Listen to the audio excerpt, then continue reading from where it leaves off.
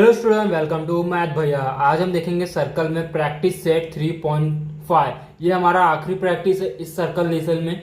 तो इस प्रैक्टिस में तीन प्रॉपर्टी जो सबसे मेन है, आपको जानना जरूरी है। तो ये प्रॉपर्टी देख लेते हैं, फिर हम प्रैक्टिस सेट स्टार्ट करेंगे। तो पहला प्रॉपर्टी है जो है theorem of chord intersecting inside the circle. आपको ये सर्कल दिख रहा है। अब सर्कल के अंदर ये जो हमारा इंटरसेक्ट बना है, जो ये दो लाइन है कॉर्ड, ये आपस में इंटरसेक्ट है, तो इसे कहा जाता है इनसाइड द सर्कल। अब इसमें जो आता है ना फॉर्मूला, वो कैसे लिखा जाएगा वो मैं आपको बताता हूँ। देखो, आपको जब भी एक सर्कल के अंदर इस तरह दो कॉर्ड, यानी कि देखो इस तरह एक सर्कल में ऐसा प्लस क्रॉस ऐसा ऐसा, बस सर्कल के अंदर रहना चाहिए। ये जो लाइन है सर्कल के बाहर नहीं होना चाहिए, सर्कल के अंदर ही होना चाहिए। तो इसको कहते हैं theorem of chord intersecting inside the circle, यानी कि जो कॉर्ड है वो आपस में इंटरसेक्ट हो रहे सर्कल के अंदर। तो इसमें हमें ये साइड ये साइड ये साइड, ये चारों में से अगर कुछ भी फाइंड करने आता है तो कैसे फाइंड करेंगे। तो ये वाला आपको लाइन दिख रहा है, ये एक कॉर्ड है, ये दो कॉर्ड, ये दूसरा कॉर्ड है। तो जो पहला कॉर्ड है उसमें देखो ए, बीच में क्या E, into B E equal C E into E D, D E ले लो आप। तो इसमें क्या रहता है, जो दो कॉर्ड है ना, जैसे कि ये और ये, तो ये जो पहली लाइन है ना, आप इसका दोनों का यहां से यहां और यहां, जैसे ये बीच में सेंटर बन रहा है, तो यहां से इधर और यहां से इधर, इन दोनों को एक मल्टीप्लाई करो, जैसे मैंने यहां किया। फिर इसको और इसको आपस में मल्टीप्लाई करो, बीच में इक्वल का साइन दो। ये हमारा फॉर्मूला है, इसमें मेथड वन है। तो हमेशा ये तीन मेथड देखना। आपको क्वेश्चन कैसे पहचाना रहेगा, सर्कल है, सर्कल के बीच के अंदर ऐसा क्रॉस या कुछ भी ऐसा लाइन बना, आपस में बीच में एक पॉइंट है जिसमें इंटरसेक्ट हो रहा है। तो हमेशा अगर क्वेश्चन में पूछा भी है, ये चारों साइड में से कुछ एक पूछा है, तो ये समझ लेना कि ये theorem of chord intersecting inside the circle है। अब आउटसाइड द सर्कल क्या होता है। अब जैसे कि देखो ये सर्कल है, अब यही डायग्राम हम ले लेते हैं। ये डायग्राम इस तरह है, ठीक है, इस तरह सब बाहर। तो ये जो इतना बाहर आ रहा है ना, इसको आउटसाइड बोलते हैं। इसमें कहीं बाहर आ रहा था नहीं, इसमें बाहर आ रहा है, ये इतना पार्ट बाहर है, तो इसको theorem of chord intersecting outside of the circle, outside the circle. अब देखो इंटरसेक्ट बोला है, इंटरसेक्ट का मतलब होता है आपस में मिलना और एक पॉइंट बनना। तो यहाँ पे इंटरसेक्ट कहाँ हो रहा है, इधर इधर, ये भी इंटरसेक्ट होता है, क्योंकि यहाँ पे दो लाइन दो कॉर्ड आपस में आके यहाँ पे टकरा, यानी वो जुट जा रही है। तो यहाँ पे जो जुटना है ये हम इंटरसेक्ट बोलेंगे। तो इसका फॉर्मूला कैसे लिखा जाता है वो भी देख लो। देखो ये दो कॉर्ड है, अब दोनों कॉर्ड को कैसे भी स्टार्ट करो। पहला हम ले लेते हैं, देखो एक ये है और एक पूरा लाइन है, ये इसमें भी ये और पूरा लाइन। अब आपको पहला जैसे ई डी है ना, यहाँ से देखना हमेशा इसमें एक्सटर्नल, यानी कि आउटसाइड दिस सर्कल में क्या आपको देखना है, जो ये इतना बाहर का सर्कल है ना, सर्कल के बाहर का जो ट्राइंगल है जो बना आपका डायग्राम कॉर्ड, तो ये मेन है और बाद में पूरी लाइन मेन है। अब देखो फॉर्मूला लिखना कैसे, ई डी, हम डी ई ले लेते हैं, डी ई, इसमें भी इंटू करना है। अब ये जो बाहर इतना जो हमारा कॉर्ड है ना, ये इसको मल्टीप्लाई ये पूरी लाइन से करना है, यानी कि E C equal to same यहाँ भी ई बी इंटू पूरी लाइन ई ए। ये हो गया हमारा theorem of chord intersecting outside the circle. जो आउटसाइड के सर्कल के आउटसाइड जो हमारा डायग्राम कॉर्ड है, दोनों लाइन है, इसको इस पूरी लाइन से मल्टीप्लाई करना है। ये हमारा हो गया आउटसाइड। इनसाइड में इसको और इससे, इसको और इससे, एक ही लाइन में देखो एक लाइन है, बीच में एक सर्कल का पॉइंट पड़ गया, तो इस वाले को एक साथ मल्टीप्लाई करो, फिर दूसरी लाइन में इसको और बीच में इक्वल का साइन। और लेकिन इसमें क्या है, एक ही लाइन में छोटे को पूरी लाइन को छोटे वाले से मल्टीप्लाई करो, ठीक है। तो इसको बोलते हैं आउटसाइड दी। लास्ट हमारा है टेंजेंट सेकेंड थ्योरम। हमने इससे पहले देखा था टेंजेंट थ्योरम, फिर एक और थ्योरम को टेंजेंट के देखा था। अब ये तीसरा है हमारा सेकेंड थ्योरम। इसमें क्या होता है, देखो इसमें हमारे पास एक कॉर्ड होता है और एक टेंजेंट। आपको मैंने बताया था इस सर्कल के स्टार्टिंग में ये टेंजेंट किसको कहते हैं। टेंजेंट यानी कि एक सर्कल से जो टच होके लाइन जाती है ना, उसको टेंजेंट कहा जाता है। तो यहाँ जो लाइन है देखो सर्कल से टच होके जा रही है, तो ये टेंजेंट हो गया। और ये जो अंदर सर्कल के अंदर और सर्कल के बाहर है, इसको हम बोलते हैं कॉर्ड। और ये दोनों आपस में इंटरसेक्ट हो रही है यहाँ पे, तो इसका फॉर्मूला कैसे लिखेंगे वो भी मैं आपको बता देता हूँ। तो हमेशा जो है ना, अगर ऐसा कोई सर्कल आता है, एक लाइन सर्कल के अंदर और एक लाइन सर्कल के टच होके जा रही है, तो ये समझ लेना कि टेंजेंट सेकंड थ्योरम है। उसमें क्या करना है आपको, जो टेंजेंट वाली लाइन है ना, उसमें देखो ये 2 पॉइंट है ई और टी, तो इसको आपको ई टी लिखना है। जो टेंजेंट की लाइन है ना, जो टेंजेंट में 2 पॉइंट बनना है, हमेशा टेंजेंट सेकंड थ्योरम में याद रखना, जब भी इस तरह डायग्राम और एक टेंजेंट और एक टॉर्ड आता है, तो जो टेंजेंट है उसको पहले लिखना है। उसमें जो एक लाइन टेंजेंट में सिर्फ 2 ही पॉइंट है, टी और ई, तो टी ई टी का जो है उसको स्क्वायर लिखना है।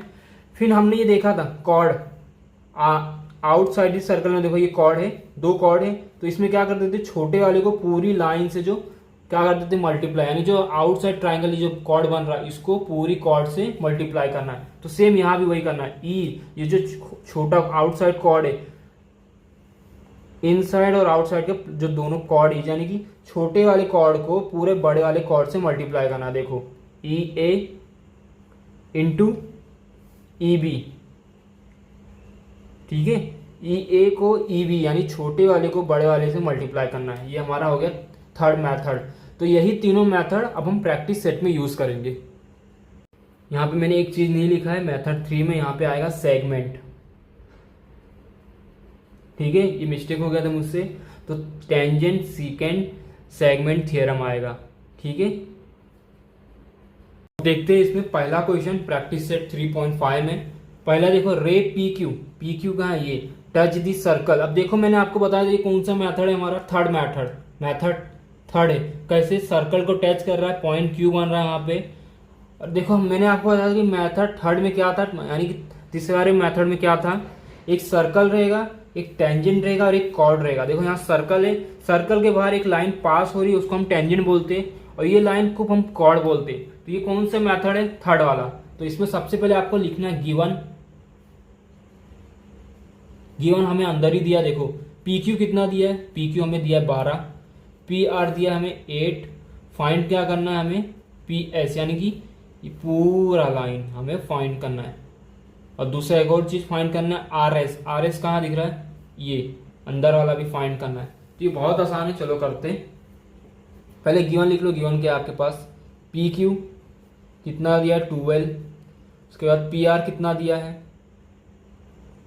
पी आर कितना दिया 8।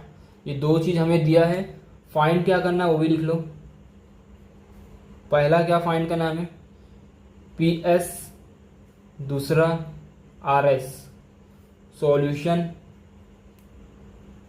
हमेशा गिवन और फाइंड और जब प्रूफ रहेगा तो प्रूफ लिखना है, ठीक है। चलो सॉल्यूशन करते हैं। अब सॉल्यूशन में आपको मालूम है कौन सा थ्योरम लगेगा, थ्योरम, कमेंट में बताओ कि कौन सा थ्योरम लगेगा, theorem of segment, tangent segment theorem लगेगा। अब बताता हूँ, देखो ये टेंजेंट है, तो मैंने आपको बताया कि जब भी टेंजेंट आएगा तो टेंजेंट वाले को पी क्यू स्क्वायर आएगा इक्वल इन दोनों का मल्टीप्लिकेशन, यानी कि छोटे वाले को पूरे बड़े वाले से मल्टीप्लाई करना है। जैसे कि P R into P S, तो यहाँ हमें पी एस मिल जाएगा। पी क्यू हमें कितना दिया, देखो 12 का स्क्वायर, पी आर हमें कितना दिया है 8 इंटू पी एस, इसका कितना हो गया 144। ये उधर जाएगा तो नीचे चल जाएगा तो डिवाइड हो जाएगा।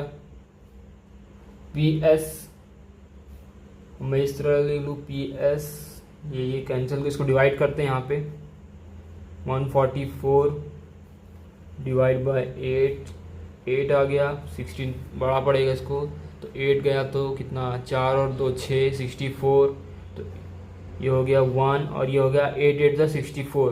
अब कैसे आया देखो, 14 में से 8 गया तो 8 और 4 और 2 6, 6 और 4 ये 18, तो हमारा कितना आ गया 18। कुछ दिया है, कुछ नंबर दिया नहीं तो यूनिट्स लिख सकते हो। तो ये देखो पहला हमने फाइंड कर लिया, तो इसको लाइन मार्किंग सब देना पड़ेगा। यहाँ लिखो फर्स्ट,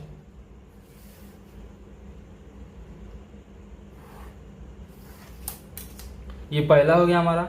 अब दूसरा इसमें फाइंड करना है कौन सा वो भी देख लेते हैं, आर एस।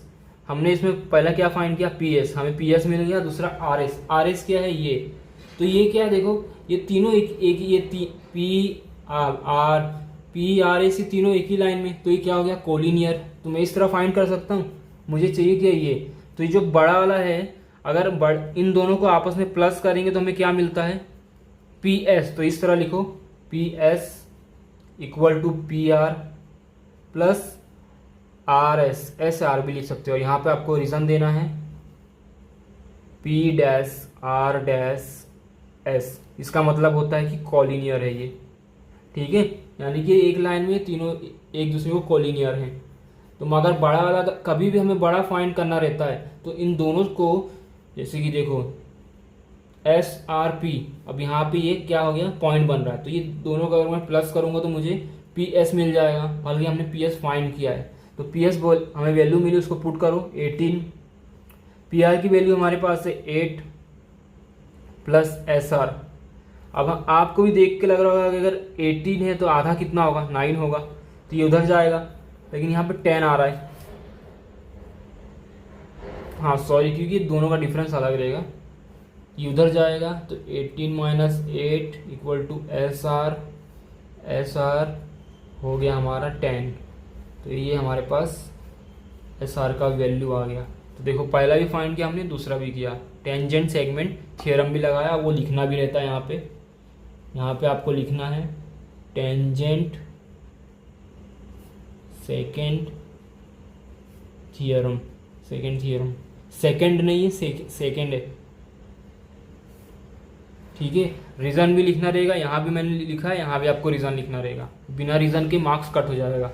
अब देखते हैं question number second, chord M N chord R S आपस में इंटरसेक्ट है। इंटरसेक्ट का यानी कि दो लाइन जब आपस में जुड़ती तो एक बीच में पॉइंट बनता है, उसे कहते हैं इंटरसेक्ट, ठीक है। अब दो क्वेश्चन दिया, तो ये दो क्वेश्चन है, दोनों की वैल्यू अलग है और एक ही डायग्राम में और एक ही सबकी पॉइंट है।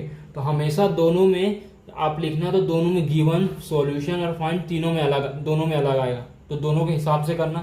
तो मैं पहले वाले की करते हैं, चलो यहाँ लिखेंगे स्टेप 1, जो क्वेश्चन नंबर 1 है उसका मैं करता हूँ पहले। सॉल्यूशन गिवन, ये आप खुद लिख लेना, फाइंड क्या करना है देखो मैं बता देता हूँ। गिवन में क्या लिखना, इन सबको, फाइंड क्या करना है ये, तो ये लिख लेना सॉल्यूशन में जो कर रहा हूँ वो, तो यहाँ लिखना है पहले।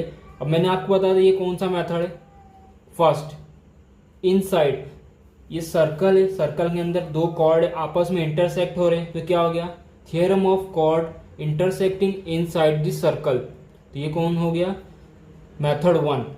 यहाँ दो है तो इसको इससे मल्टीप्लाई करेंगे, इसको इससे, हमारा एक थ्योरम बन जाएगा। तो करो M N into D, sorry M D आएगा, इसको देखो, इसको इससे और इसको इससे, ठीक है।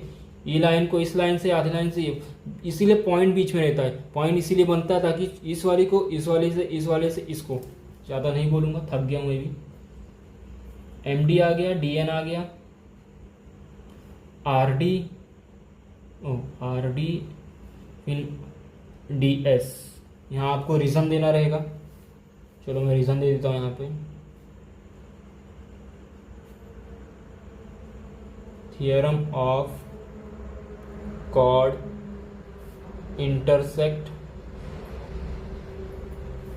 Intersecting inside the circle. बहुत आसान है, थ्योरम आपको दिमाग में बैठा के रखना। थ्योरम, कॉर्ड, ये दोनों क्या होती सर्कल के अंदर, हमें क्या बोलते हैं इसको, कॉर्ड। अब दोनों क्या हो रहे हैं, इंटरसेक्ट, आपस में जब जुड़ते हैं तो क्या बोलते हैं, इंटरसेक्ट। दो कॉर्ड आपस में जुड़ रहे हैं, इंटरसेक्ट हो रहा है, किसके अंदर हो रहा है, इनसाइड सर्कल के अंदर, तो इनसाइड दिस सर्कल, सर्कल के अंदर हो रहा है, ठीक है। इस तरह आपको याद रखना है, ये रीजन देना रहता है, बहुत जरूरी है।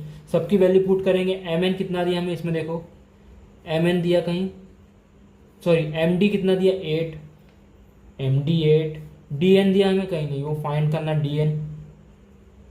फिर आर डी कितना दिया हमें, R D 15 into D S कितना दिया 4, वैल्यू पुट हो गई डी एन ये कितना हो गया 60, 4 5 20 2 60, नीचे आएगा तो डिवाइड में हो जाएगा, तो ये हो गया कितना हमारा 30, 2 से डिवाइड करेंगे 4, फिर हो गया 15 2 तो ये हो गया 7.5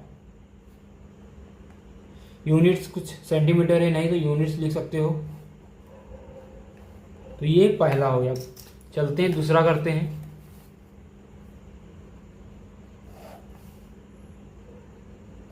देखना दूसरा यहाँ पे ट्विस्ट है, मैं बताऊंगा क्या। दूसरे की वैल्यू पहले चेक करो, ठीक है। आर एस यानी कि हमें ये पूरी लाइन की वैल्यू कितनी दी है 18, लेकिन हमें ये चाहिए इस थ्योरम को अप्लाई करते समय नहीं चाहिए। दूसरा क्या एम डी हमें कितना दिया 9, चलो ये तो है। डी एन भी हमें दिया, यानी ये पूरी लाइन में ये भी पार्ट दिया ये भी पार्ट दिया है, लेकिन इस वाली लाइन में ना ये आधा मिला है ना हमें ये मिला है, पूरी लाइन की वैल्यू मिली है। तो क्या करेंगे इसके लिए, इन दोनों में से किसी एक को तो फाइंड करना पड़ेगा, तभी तो आंसर निकलेगा। दोनों नहीं तो हमारा आंसर ही नहीं आएगा। तो चलो यहाँ लिखो लेट, आपको आर डी बी एक्स ले लेना है, ठीक है। आपको जो आर डी है वो बी एक्स लेना है, आर डी नहीं तो डी एस, दोनों में से किसी एक को आप एक्स ले सकते हो, नहीं तो दोनों को एक्स ले लो और एक को जेड ले लो। अब वो क्यों लेना है मैं बताता हूँ, लेकिन मैं एक को ही लूंगा एक्स। फिर एक फॉर्मूला है हमारा कॉलिनियर वाला, एक लाइन में रहता है, तो ये पूरी लाइन को हम फाइंड करते कैसे, इसको और इसको प्लस करेंगे तो हमें 18 मिलेगा। तो यहाँ लिखो आर एस। हम जब भी देखो एक लाइन होता था इस तरह, उसमें ये 3 पॉइंट है ए बी और सी, तो अगर हमें पूरा ए सी फाइंड करना तो ए बी को बी सी से प्लस करते थे तो हमें क्या मिलता था ए सी मिलता था। सेम यहाँ भी वही करेंगे, और यहाँ रीजन क्या लिखेंगे कोलिनियर, रीजन वही आता है। तो देखो R S R D D S, reason R D S collinear. अब आर एस हमें दिया कितना है, देखो यहाँ पे 18, आर डी हमने कितना लिया था, क्या लिया था x plus D S, x को उधर भेज दो हमें डी एस मिल जाएगा, यानी कि 18 माइनस इधर प्लस में तो माइनस हो गया हमारा,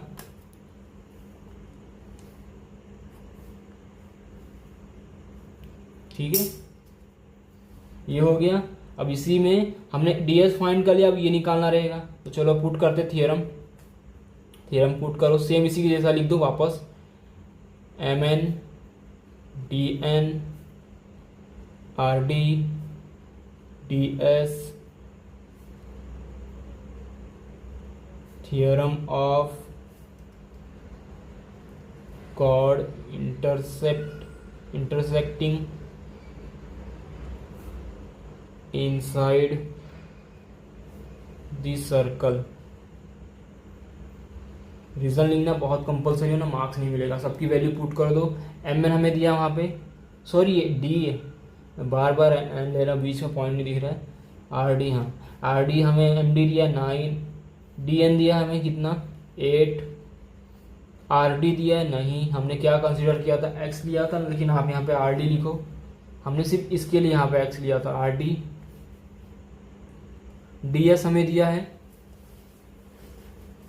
है, चलो ले लो कितना है 18 माइनस एक्स, ठीक है 9 इंटू 8 कितना हो गया हमारा 72। जिसको नहीं मालूम हो टेबल पढ़ ले, 8 8 तो 64, 8 9 जो 72, तो यहाँ 72 आ गया।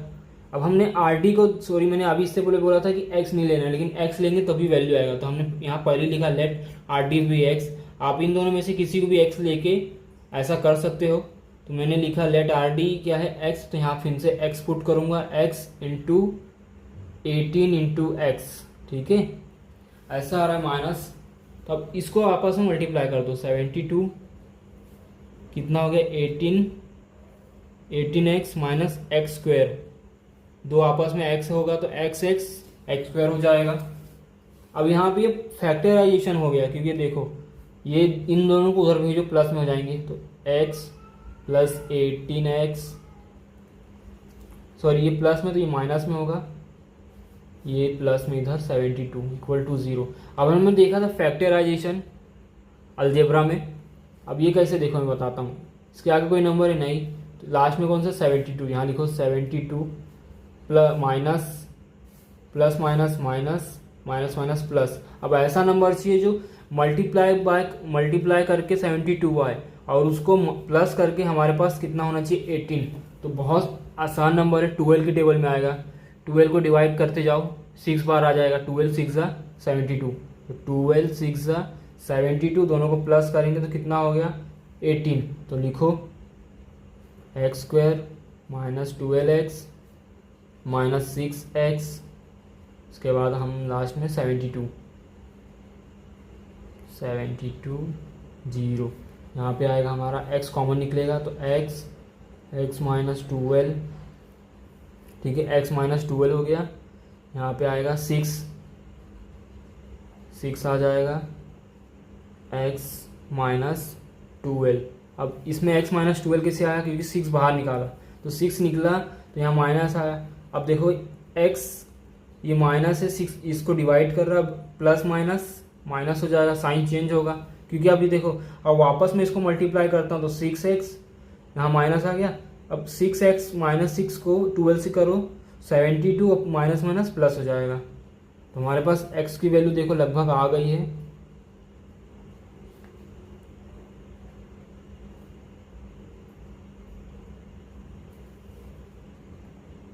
दो वैल्यू हमारे पास आ गई है लगभग, इसको बाहर निकाल लेते हैं। ये हो गया हमारा 6 और ये हो गया हमारा 12। तो देखो हमारे पास दो वैल्यू आ गया x का। अब हमें फाइंड क्या करना था यहाँ पे ds, ठीक है। तो स्पेस कम है तो मैं थोड़ा करके दिखाता हूँ कहीं पे, चलो यहीं पे कर देते हैं ds। अब ds हमें फाइंड करना था, यहाँ पे क्या है 18, इसको आप ले लेना इक्वेशन 1, इसको ले लेना इक्वेशन 2, ठीक है। अब दोनों को एक एक करके पुट कर देना।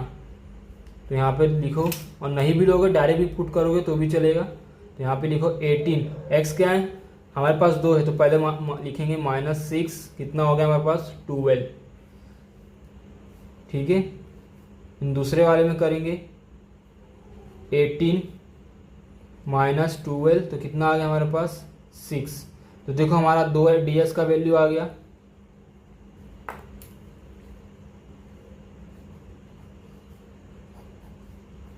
हमें क्या बोला था फाइंड करने के लिए ds, तो ds हमें मिल गया। एक क्या है हमारे पास 12 और एक क्या है 6, तो इस तरह आपको ds मिल गया। तो इस वाले क्वेश्चन में आपको rdx लेना है, ds मत लेना। अगर ds लोगे तो हमें rd का वैल्यू मिलेगा, फिर जब rd का ऐसा वैल्यू मिलेगा तो 2 बार आपको इस पूरी लाइन से माइनस प्लस माइनस करना पड़ेगा, तब जाके ds मिलेगा। तो ये हो गया क्वेश्चन नंबर 2। अब देखते हैं क्वेश्चन नंबर 3। यहाँ पर देखो पहले वाले क्वेश्चन जैसे ये एक टेंजेंट है, एक कॉर्ड है, और ये वाला अभी थोड़ी देर के लिए भूल जाओ, हम आगे देखते हैं। तो चलो पहले लिखेंगे, हमें फाइंड क्या करना है AD यानी कि हमें पूरा फाइंड करना है। हमें वही टेंजेंट सेगमेंट थ्योरम में मिल जाएगा। DC इसको माइनस कर लेंगे। DE हमें ये भी फाइंड करना है, ये भी फाइंड करना है और ये भी फाइंड करना है, यानी कि बड़ा छोटा सबसे छोटा है, तीनों चीज़ फाइंड करना। तो गिवन फाइंड सॉल्यूशन ये आपको लिखना है। मैं डायरेक्ट सॉल्यूशन करता हूँ,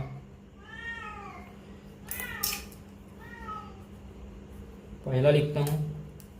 अब डायरेक्ट अप्लाई करेंगे हम, तो AB का स्क्वायर आएगा, आपको मालूम है थियरम में। फिर AC छोटे वाले को पूरे बड़े से करना है, तो AC इंटू AD, तो AD हमें यहाँ मिलेगा, तो यहाँ पे लिखना है थियरम टेंजेंट सेकेंड थियरम, ये हमने लिख दिया, ठीक है। सबका वैल्यू पुट करो। हमें देखो AB दिया कितना 12, AC दिया 8, AD कितना हो गया 144, ये 8 उधर है तो इधर जाएगा तो माइनस हो जाएगा, सॉरी डिवाइड हो जाएगा, इनटू में मैंने ध्यान नहीं दिया। AD देखो ये पहले वाले क्वेश्चन जैसा सेम है, उसमें भी यही सम था। इसको डिवाइड करते हैं तो कितना हो जाएगा हमारा, कुछ आएगा 18 आएगा, 18 आ गया हमारा।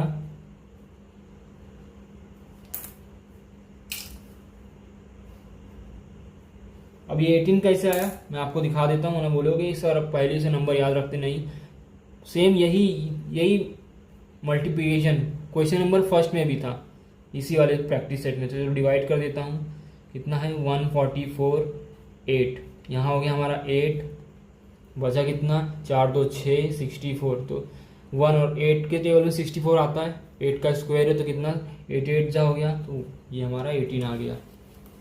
ठीक है, इसको लाइनिंग देते हैं यहाँ पे।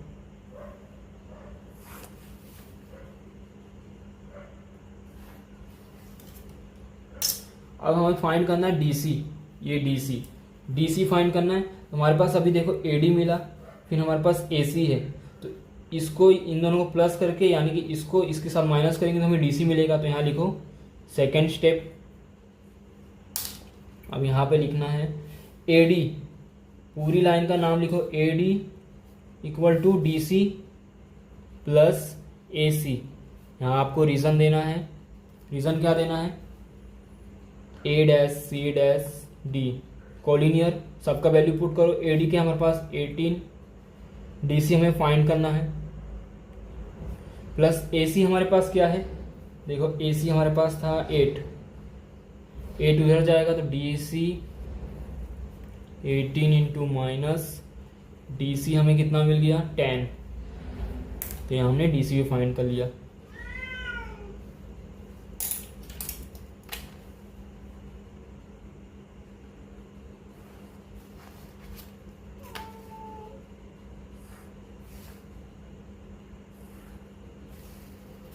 एक दो हो गया, अब तीसरा फाइंड करना है हमें। तीसरा क्या है डीई, डीई कहाँ है, यहाँ है। तो आपको दिख रहा है ये क्या है, परपेंडिकुलर है। तो हमेशा याद रखना परपेंडिकुलर कब रहता है, ये अगर परपेंडिकुलर है तो ये जितना होगा ये भी उतना ही होगा। तो ये कैसे होगा मैं बताता हूँ। सर्कल है, अब सर्कल में एक कॉर्ड बना है और बीच में एक सेंटर, और सेंटर से एक सेंटर में बीच में लाइन आई है। तो जो लाइन है ये परपेंडिकुलर हमेशा क्या रहता है, कैसे ड्रॉ होता है, अगर ये भी 4 है तो ये भी 4 है। परपेंडिकुलर का यही मतलब होता है। परपेंडिकुलर में दो चीज़ हमेशा सेम रहता है, एक बीच में हमेशा 90 डिग्री और दूसरा दोनों साइड में जितना, या अगर ये भी पागल है तो ये भी पागल है। तो ये सर्कल है, यहाँ पे और एक चीज़ मिल गया हमें, सर्कल है, बीच में सेंटर है, सेंटर से एक कॉर्ड पे लाइन टच हुआ, वो क्या बोला है कि मिडल में टच हुआ है, सेंटर टू सेंटर टच हुआ है। अब वो सेंटर सर्कल के सेंटर से टच होके कहाँ टच हुआ है, कॉर्ड के सेंटर में। तो हमेशा अगर सेंटर में लाइन जब टच होता तो ये भी पार्ट, ये दोनों पार्ट एक दूसरे को इक्वल होंगे। ये अगर गधा तो ये भी गधा, क्योंकि दोनों की वैल्यू सेम होगी, क्योंकि वो सर्कल के सेंटर में टच है।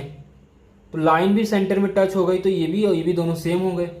तो मैं ऐसा अगर हमने देखा था, अगर ये डीसी है तो ये जितना होगा ये भी उतना होगा, और हमें डीसी की वैल्यू मालूम है और हमें ईसी चाहिए, तो डीसी को डिवाइड बाय 2 करेंगे तो हमें ईसी मिल जाएगा, जैसे यहाँ बोला है डीई मिल जाएगा। तो उसी तरह यहाँ करेंगे, बस एक रीजन लिखना है। तो चलो करते हैं। यहाँ लिखो क्या हमें फाइंड करना है, D E equal to D half किसका है, डीसी का। यहाँ आपको रीजन लिखना है, perpendicular drawn from centre of circle to chord bisect of chord।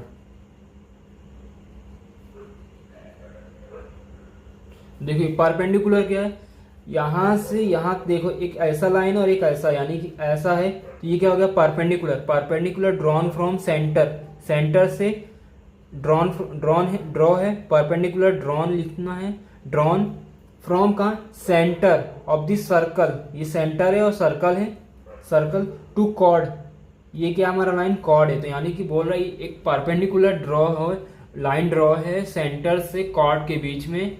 देखो ये परपेंडिकुलर ड्रॉ है और ये क्या है बाइसेक्ट ऑफ कॉर्ड है। तो हमने ये रीजन लिखनी है, ये रीजन के बिना आपको मार्क्स नहीं मिलेगा। अब वैल्यू पुट करो, डी हमने फाइंड करना था 1/2, डीसी कितना हमारे पास, हमने अभी फाइंड किया 10, ये कितना आ गया डीई हमारे पास 5।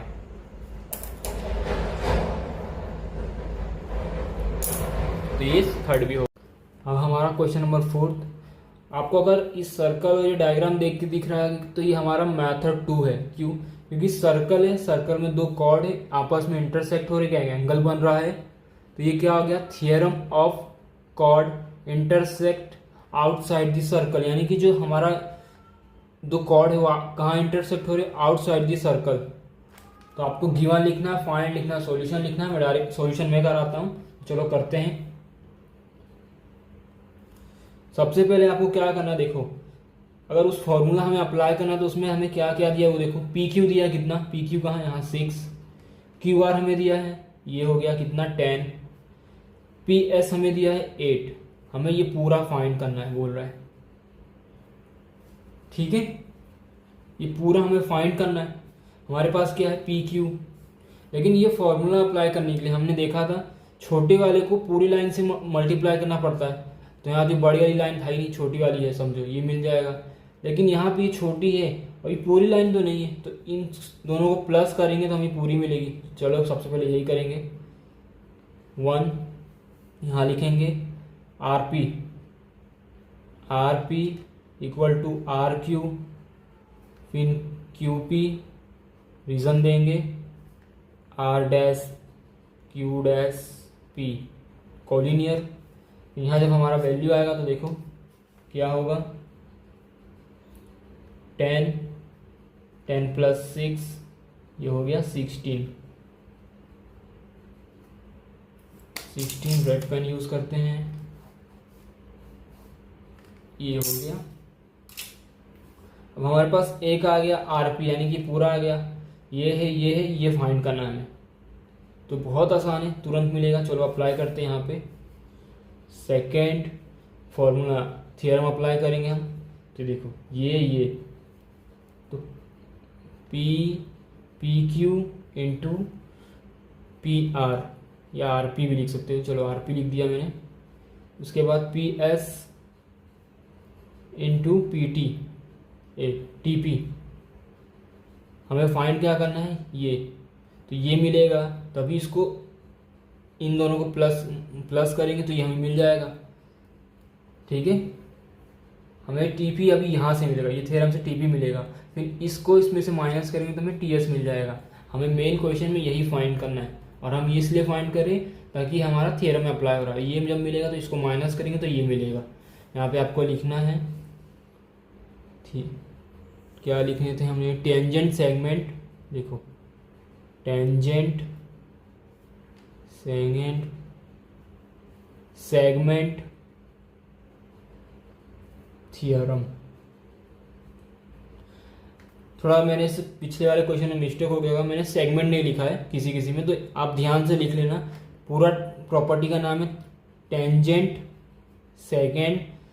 Segment theorem. मैंने सेगमेंट शायद से इससे पिछले वाले क्वेश्चन में नहीं लिखा है, तो वहां पे जाके लिख लेना।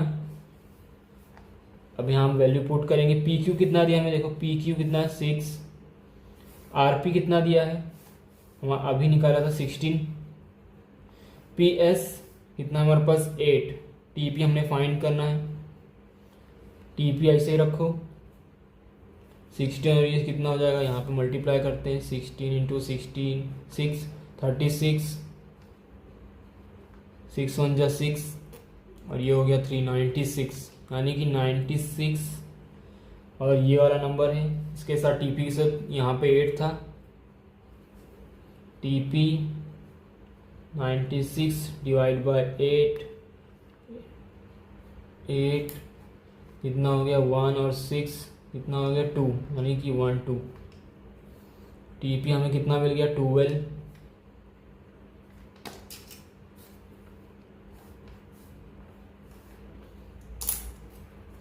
टीपी हमें मिल गया। अब इसे फाइंड करना है, क्या है हमारे पास, टीएस फाइंड करना, तो इसको भी फाइंड करेंगे। यहाँ लिखेंगे थर्ड। अब देखो कैसे, पहले लाइन खींच देते हैं, आपको समझेगा नहीं वरना।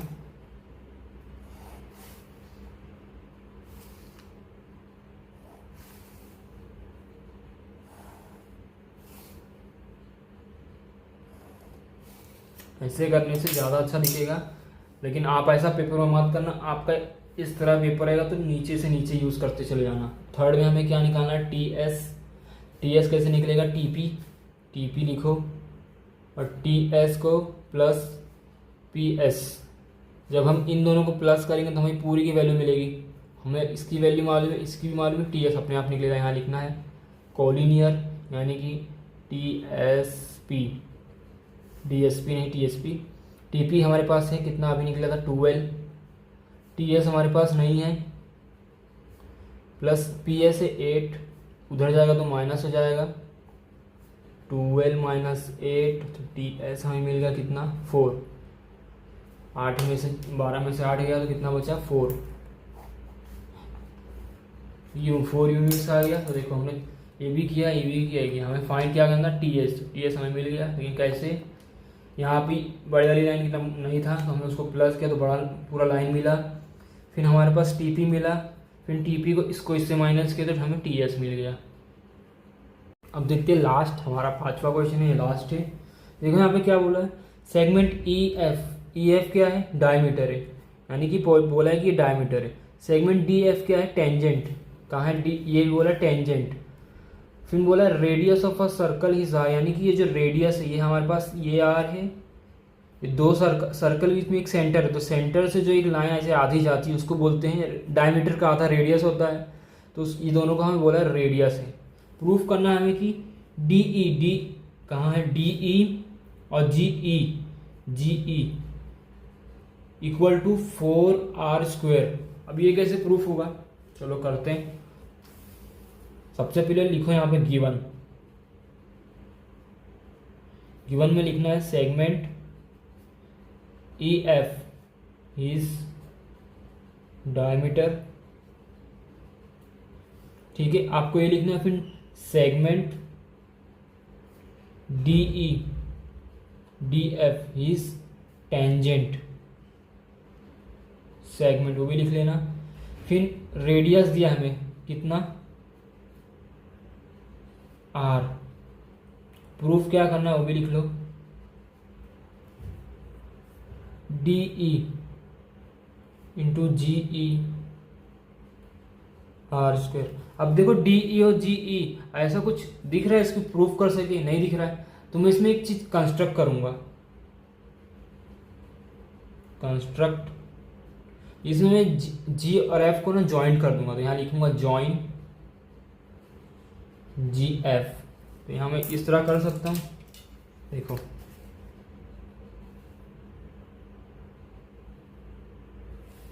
इस तरह ज्वाइन कर दूंगा, ठीक है,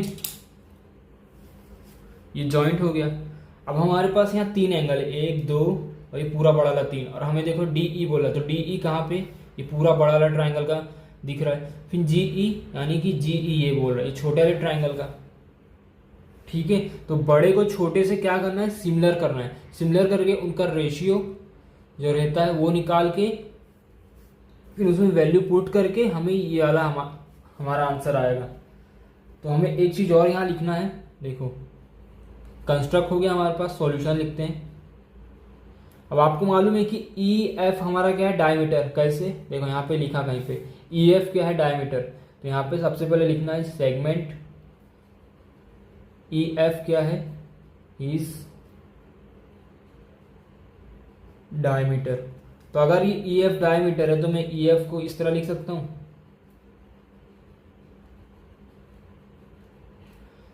अगर हम मुझे इस सर्कल में डायमीटर का भी फाइंड करना रहता है, रेडियस को 2 बार प्लस या 2 बार इंटू करो वही आएगा। अगर ये 2 है तो 2 2 सा 4 हो गया, और प्लस भी करेंगे तो 4 हो गया, लेकिन मेरे को यहाँ पे r² में चाहिए, तो इसके लिए मैं यहाँ पे दोनों को मल्टीप्लाई करूंगा, यानी कि मैं इस तरह लिख सकता हूँ 2r। अगर मैं 2r है यहाँ पे और एक r की वैल्यू उसको 2 बार मल्टीप्लाई करूँ, अगर देखो यहाँ 2 है यहाँ 2 है, तो 2 2 से कितना हो गया 4, यानी कि एक r लेके उसको डिवाइड मल्टीप्लाई बाय 2 करूँ तो मुझे पूरी डायमीटर की वैल्यू मिलेगी। तो ये मेरा डायमीटर का फॉर्मूला है सर्कल में, ठीक है, ये इतना हो गया।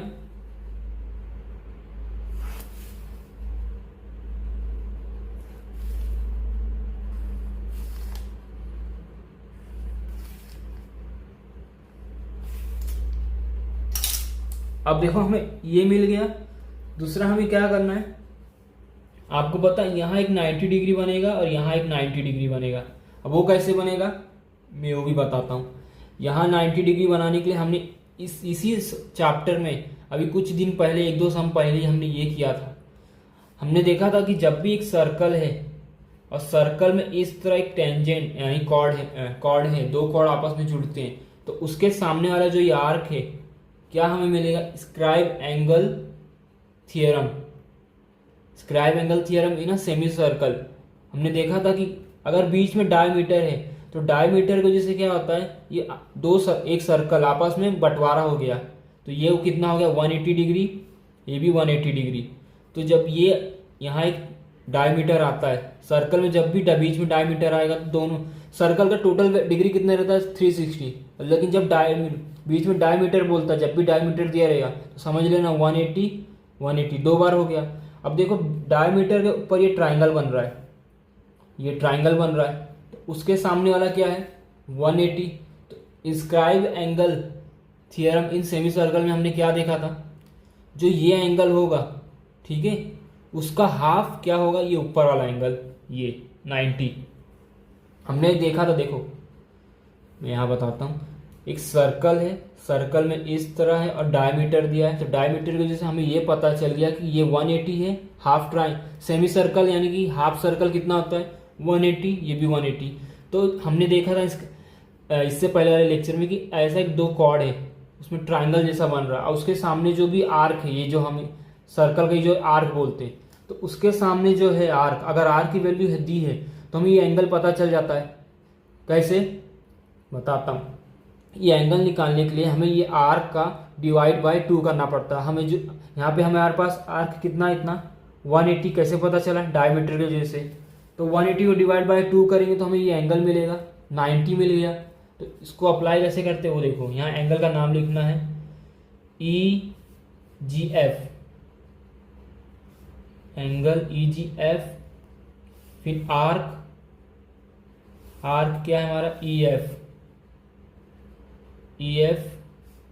हाफ, यहाँ रीजन लिखना है, इंस्क्राइब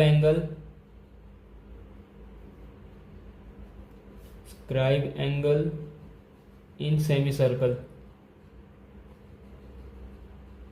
अब सेमी सर्कल क्यों, क्योंकि ये आधा सर्कल है, तो आधे सर्कल को क्या बोलते हैं सेमी सर्कल। जिस तरह कोई बच्चा हिंदी और इंग्लिश में पढ़ता है, हिंदी और आधे इंग्लिश और आधे हिंदी कॉलेज में, तो उसको बोलते हैं सेमी हिंदी, यानी कि वो आधा हिंदी सीखा है और आधा इंग्लिश। तो उसी तरह इधर भी सेमी सर्कल, क्योंकि आधे सर्कल को हम सेमी सर्कल बोलते हैं। तो अब सबका वैल्यू पुट करो, देखो एंगल हमें मिलेगा। अब यहाँ 180 दिया है तो कितना हो गया 180 कैंसल, तो हमें एंगल EGF मिल गया। ठीक है, EGF हमें मिल गया कितना 90।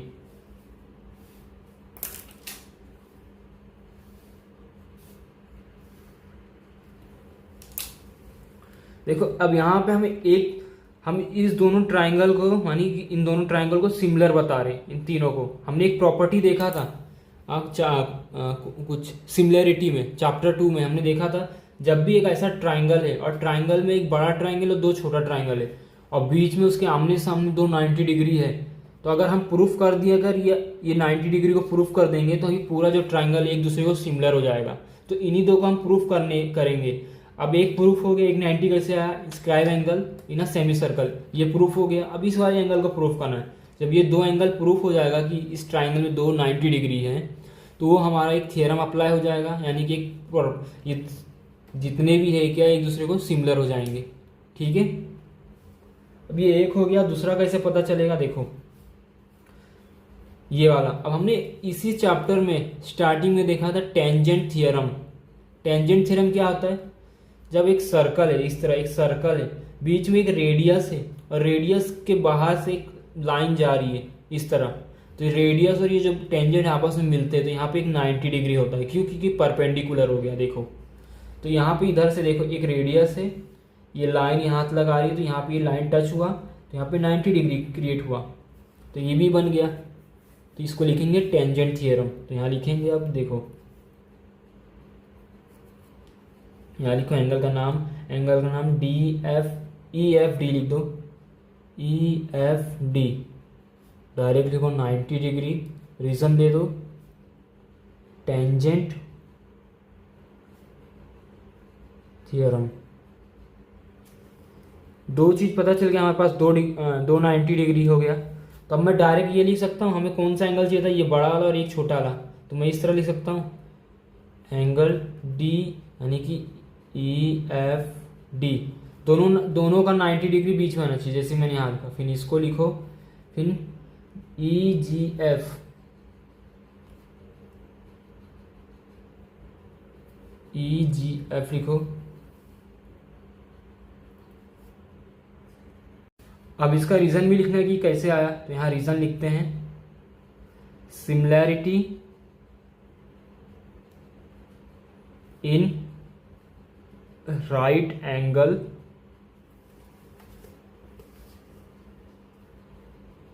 आप राइट एंगल भी लिख सकते हो, यानी तो एंगल ट्राइंगल भी लिख सकते हो। एंगल ट्राइंगल लिख दो, इन एंगल ट्राइंगल, ये हमारा रीज़न है। चैप्टर 2 में सिमिलैरिटी में ये वाला थियरम है, जब भी इस तरह ट्राइंगल आओ बीच में दो 90 डिग्री है, तो हम हमेशा समझना ये दो एंगल, ये दो ट्राइंगल और बड़ा ट्राइंगल आपस में क्या है, सिमिलर है। तो यहाँ similarity in right angle triangle ये लिख दिया। अब हमें पता चल गया तो हम इस तरह लिख सकते हैं दोनों का रेशियो, यानी कि देखो ई एफ, फिर इसके पास नीचे क्या है देखो ई जी, एफ डी, जी एफ, गर्लफ्रेंड बॉयफ्रेंड हो रहे हैं यहाँ पे, फिर ई डी हो गया, फिर ई एफ। यहाँ भी एक रीज़न लिखना है, सी करस्पॉन्डिंग साइड सिमिलर ट्राइंगल, ये हो गया। पेन से मार्किंग करते हैं पहले।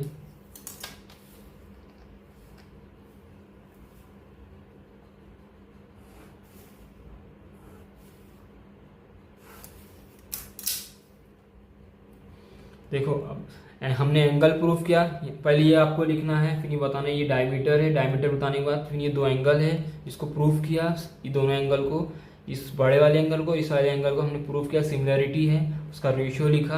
अब रेशियो लिखने के बाद ऐसा बनाना है, तो वो कैसे बनेगा वो देखो। चलो अब इसमें देखो हमें क्या क्या चाहिए, डी ई कहाँ है, यानी कि ई डी मैंने उल्टा लिखा है। दूसरा क्या है जी ई, ये ठीक है, ये और ये चाहिए, बीच वाला हमें नहीं चाहिए तो उसको हटा दो, तो इस तरह लिख दो ई एफ। दूसरा हमें क्या चाहिए जी ई, तो यहाँ लिख दो जी ई, फिर लिख दो equal to E D, D E इसके हिसाब से बना दो डी ई। नीचे क्या है देखो ई डी और डी आगे पीछे लिखा है, आप लिख सकते हो खुद भी, वैसे भी ई एफ। अब दिख रहा है आपको ई एफ आपस में मल्टीप्लाई हो जाएगा और हमें डी ई और जी ई इतना मिल गया। तो यहाँ मैं करता हूँ डी ई इंटू क्या है G E F into E F, G E F का हमारे पास वैल्यू था, देखो वो क्या है डायमीटर है, तो डायमीटर के हमारे पास 2r, यहाँ लिखो 2r इंटू 2r, तो क्या आ गया डी ई इंटू जी ई, 2 2 ज़ा 4 और r आपस में मल्टीप्लाई कर दो क्या r स्क्वायर।